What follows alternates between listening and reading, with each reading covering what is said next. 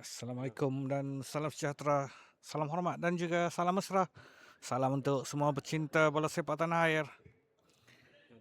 Kita tidak dapat membawakan siaran langsung, namun akan ada siaran ulangan kerana perlawanan ini direkodkan.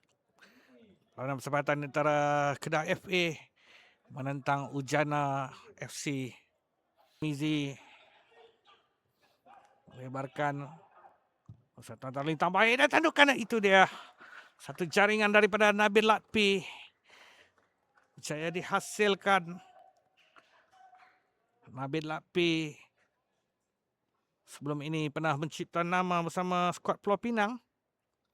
Musim lalu, jika anda masih ingat, jaringan cukup cantik daripada beliau menentang Kelantan Red Warrior.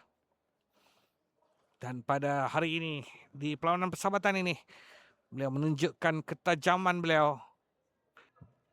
Paras Kumar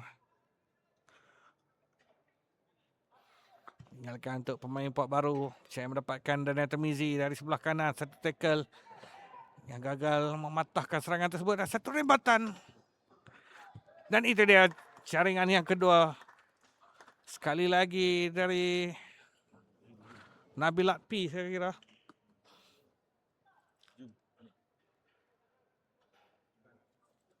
Sekali lagi jaringan kedua pribadi.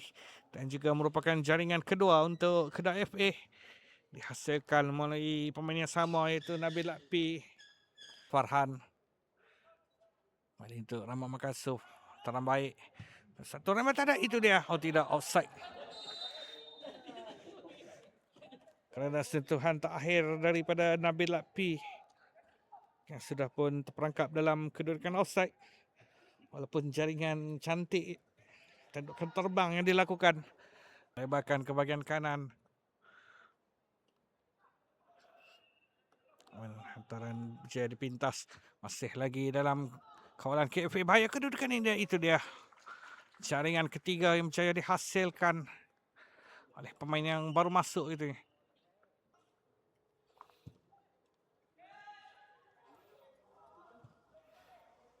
Nabil Latpi meninggalkan untuk Rahmat Makasuf. Kandingan 1-2 yang menarik. Meninggalkan Aiman Afif dan itu dia tenang. Satu chip yang cukup menarik untuk menambah jaringan yang keempat daripada Aiman Afif kepada Kedah FA. Asnan ataupun lebih dikenali dengan nama Cik Gunan.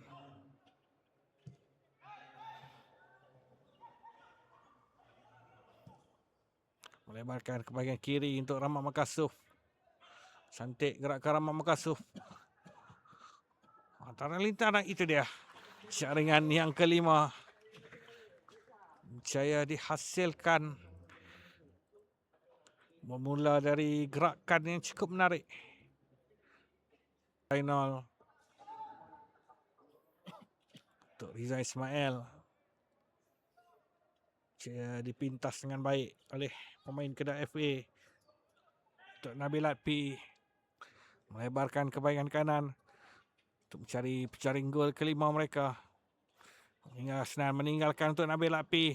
Dan satu rembatan daripada Nabil Latpi. Dan itu dia hat-trick. Jaringan ketiga pribadi. Untuk menambah derita.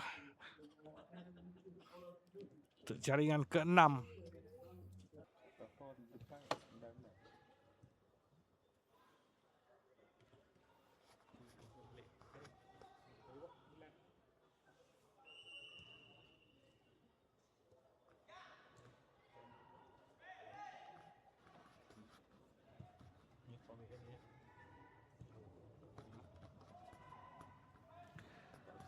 Perlawanan menghampiri ke penghujung babak yang kedua. Tidak offside, bahaya kedudukan ini. Jaringan yang berjaya dihasilkan itu adalah jaringan ke-7. Ini adalah pengalaman yang pastinya berharga. Dan itu dia whistle panjang dibunyikan untuk menamatkan babak yang kedua. Dengan Kedah FA mendahului 7-0